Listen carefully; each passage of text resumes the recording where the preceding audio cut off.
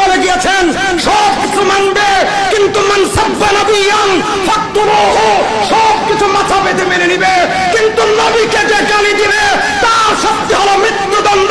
এজন্য আমরা বলবো, ও মুসলমান, আমার আপনার নবীকে গালি দিলে তার পৃথিবীতে বেঁচে থাকার কোনো অধিকার নাই, কোনো অধিকার নাই। কথা বলুন ঠিক কিনা?